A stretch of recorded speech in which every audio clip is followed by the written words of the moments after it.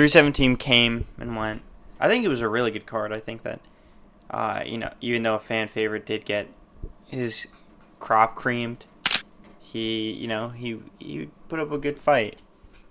But whatever. We're gonna start from the beginning. I watched the entire thing. The card was good, like start to finish. Johanta Denise versus Heinz was awesome. I think he kind of, obviously was the underdog the entire time. I thought I had him like winning the first and the second. I almost thought he won. Heinz, that is. I see why Denise won, but it was an awesome fight. The heavyweights are just throwing. It was pretty technical for a heavyweight fight, and there was really no like Hail Mary moments where anyone felt like they were at a severe disadvantage. Denise, for one, he's fought at the highest point in the world. He fought in a hot air balloon, which I think is weird. But Heinz is, he's had a troubled past.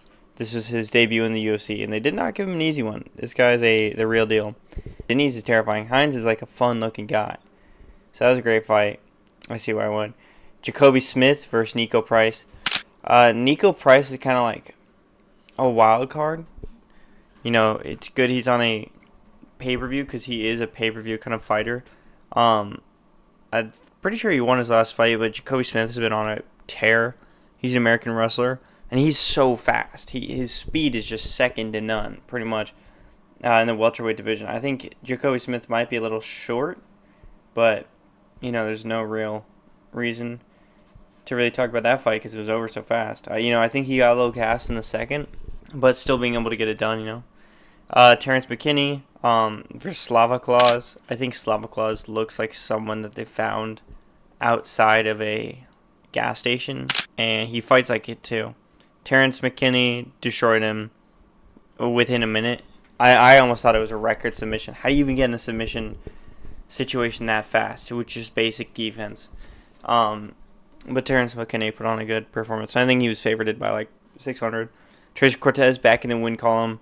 I think I picked Tracy Cortez. Araujo put up a good fight, but not really. It was kind of, I think Tracy Cortez won all three. But she's in the rankings, and I think it's time that she starts building herself back up. Her loss to Thug Rose wasn't that bad, but it was bad enough to kind of put her in a bad position to where she needs to start actually building her record before she starts going back up to get that fight. And as it stands, I don't see her beating Shevchenko. I think Shevchenko beats her 10 times to none. But we got to see her develop as a fighter, especially if she's going all 3 rounds. Hyder Amil he lost my parlay for me, so that's not cool. I was kind of upset about that because I would have won like $1,000. Jack Hermanson versus Gregory Rodriguez. The follow-up shot was so unnecessary.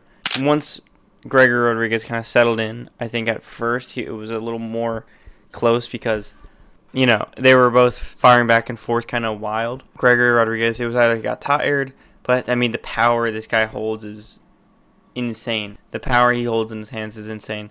It didn't even look like a hook when he threw it, but it kind of was.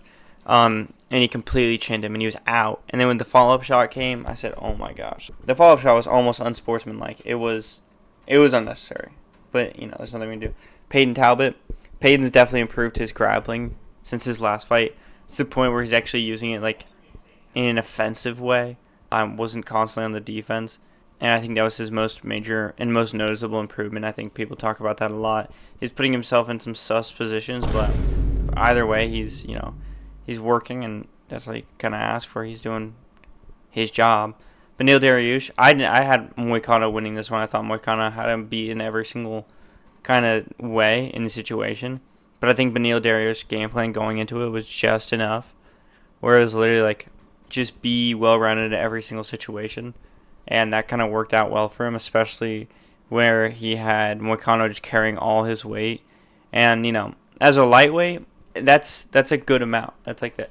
That'll weigh you down, and I think he just tired him out. And I think he won 2 rounds to 1. I think if Moicano wanted to win, he just should have turned on the gas, but he just didn't. Brendan Royval versus Joshua Van. I had Royval winning this one. Joshua Van is the youngest talent. He's only 23, 28. I don't know, one of the two. He's phenomenal. He's next in line for a title shot.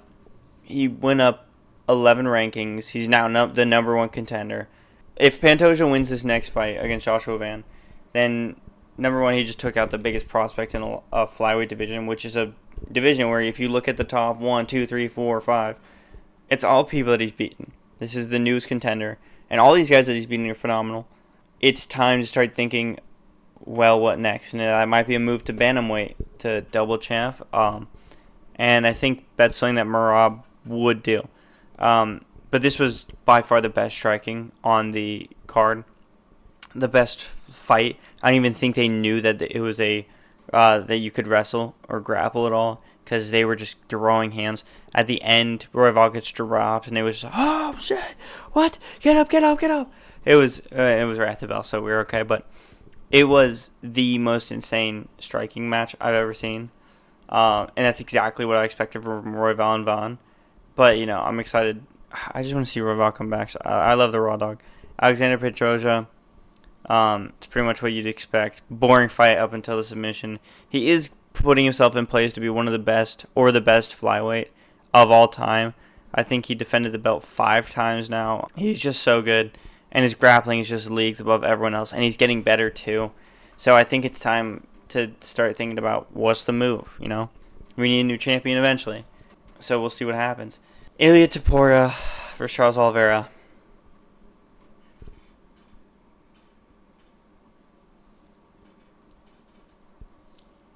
What are we going to do? Ilia Topuria is on the track to become the best MMA fighter of all time. He's on track to become the GOAT. I'm scared. Moves up from featherweight after knocking out 2 absolute legends. Follows Max Holloway to lightweight. Says, hold on, I'm going to fight Charles Oliveira for the vacant lightweight title. But who's next? I don't even want to talk about the knockout, because it was just, the striking was better. Charles Oliveira almost had him in that heel hook. That would have been awesome if he broke his freaking leg, but who's next? Is it Patty? A lot of people are saying Patty. A lot of people are saying that doesn't make sense and it should be someone like Armin. I don't think it should be Armin.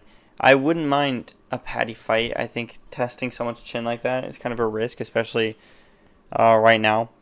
But I think Armin being the move might just have to be it. A lot of people are saying, someone said like Islam, there's no chance that Islam will be fighting Ilia Topuria this year. It's definitely a big opportunity because it's so hyped up, but he's not fighting Ilia Topuria this year at all. I think it should be Patty. People say it should be Armin. I don't know.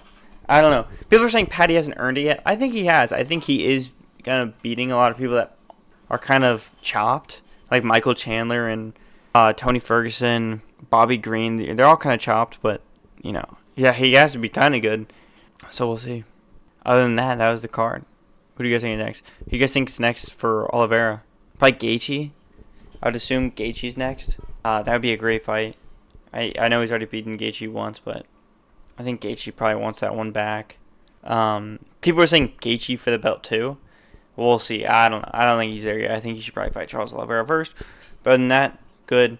Jake Paul fought. Jake Paul is now officially ranked on the WBO. I think as the number I don't even know. What did he do? Top 15? I think he's number 13 cruiserweight, which I think is well deserved. I think especially after being Julio Cesar Chavez Jr., you're kind of in a really good spot, as Julio Cesar Chavez is he's not anything to laugh at. I thought he was too quick for Jake, but he just wasn't moving. And then the 2 rounds that he was moving, the last 2 rounds, he won them both. So I don't know what he was doing. I heard his camp went well. I heard he was training well, but he just didn't put in the work during the fight night. And, he made a bag anyway, so it doesn't really matter. But it's a weird world we live in, guys. It's a weird world. I'm going to make there's not a lot going on. Might do a Terrence Crawford versus Canelo. That's coming up soon. We got Dustin Poirier retirement fight coming up. That sucks. The card sucks. And so does the, everything sucks. So I'm going to make a video called Everything Sucks soon. But everything sucks. Don't be excited. If you're a combat sports fan, kill yourself.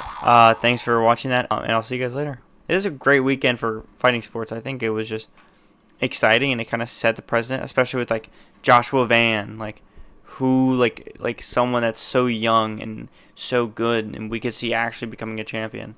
So we'll see.